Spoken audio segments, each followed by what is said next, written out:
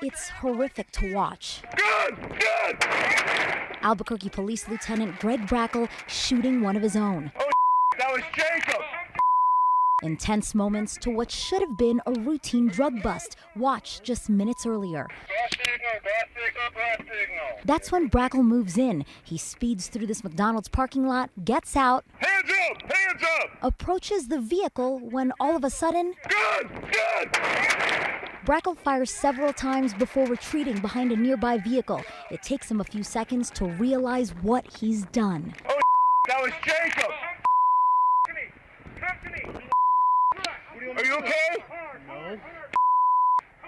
Come on out, dude. Come on. I'm sorry, man. I didn't know it was you. Come here. Come here, Jacob. Jacob was shot. Brackle is in complete shock. You hear him crying as he pulls Jacob out of the car and tells him to hold on. Jacob, hang in there, man. You're good.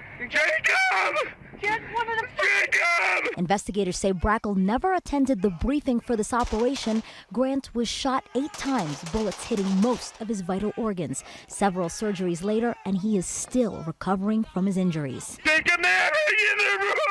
I thought you were a bad guy. Well, let's start with Detective Grant. He survived. He was critically injured. He has had multiple surgeries. He is still physically recovering at home. Now, he sued the city following this incident. This all happened back in January of 2015, but we just are getting this video, which is why it's making news today. And just this week, there was a settlement reached in that civil suit, $6.5 million awarded to Detective Grant. The city also agreeing to pay all of his medical bills for the rest of his life.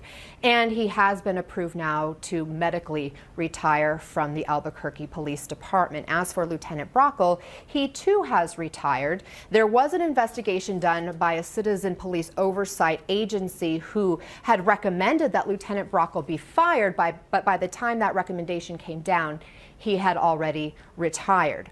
There is still a criminal open case here, though. The investigation just wrapped up and has been now handed over to the prosecutor's office, who will ultimately determine whether Lieutenant Brackle faces any criminal charges, Pamela, so we'll be watching.